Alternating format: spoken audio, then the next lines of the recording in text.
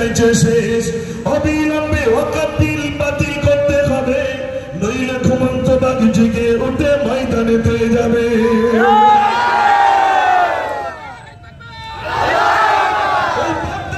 সম্পদগুলো আগলে রাখতে চাই, প্রয়োজনে জীবন দিয়ে বাঁচাবো সবাই। আর কত যে জুলুমবাজি করবি তোরা বল, মুসলমানের চোখে আজি ঝরছে কেন জল।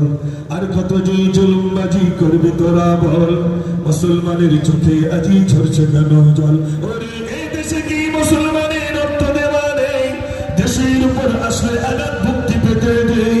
আর কতদিন দেখবো এসব হাইনার চলাচল, ভট্টগণ্ডে আওয়াজ তুলে আগিয়ে পড়া চল।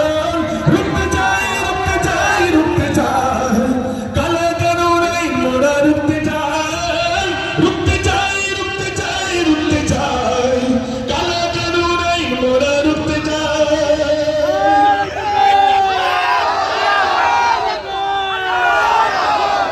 এখন আমাদের সম্মুখে মাওলানা আশরাফ সাহেব আলোচনা করবেন, সকলে ধৈর্য ধারণ করে গ্রহণ করুন।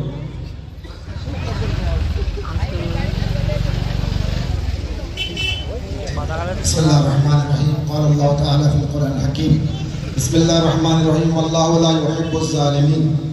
আল্লাহ রাব্বুল আলামিন কোরআন মাজিদের সূরা আলে ইমরানের 57 নম্বর আয়াতের মধ্যে ইরশাদ করছে, আল্লাহ কখনো জালিমকে ভালোবাসেন না। যারা অত্যাচারী, যারা জালিম, আল্লাহ তাদেরকে ভালোবাসে না। যেখানে শান্তি বজায় ছিল, যেখানে শান্তি বজায় আছে, যেখানে শান্তি বজায় থাকবে, সেখানে যে অশান্তি করে সে হয় জালিম, সে হয় অত্যাচারী। আল্লাহ অত্যাচারীকে, আল্লাহ জালিমকে ভালোবাসে না। বর্তমান ভারতবর্ষে জাতি, ধর্ম, বর্ণ নির্বিশেষে আমরা সমগ্র মানুষ মিলেমিশে বসবাস করছিলাম, আজও বসবাস করছি, আগামীতেও বসবাস করব।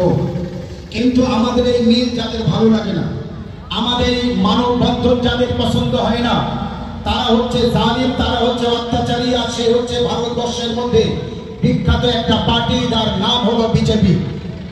এই বিজেপি আমাদের মধ্যে মিল ও মহব্বত এবং মানব বন্ধন ওরা সহ্য করতে পারে না। তাই আমাদের মধ্যে বিভেদ ছড়ানোর জন্য, অশান্তি করানোর জন্য এমন একটি কালা আইন তারা লাগু করতে চলেছে এবং করেছে। কি আমাদের সম্পত্তি শুধু মুসলমান যেন মনে না করে যে মুসলমানদের অকাপ সম্পত্তি দখল করবে না, মুসলমানের বাইরে যারা আছে, আইনের আওতায় যারা পড়বে, যত অকাপ সম্পত্তি আছে সব কিন্তু বেদখল হবে। মানে যাদের মন্দির আছে, ওয়াকফ সম্পত্তির জায়গায় মন্দির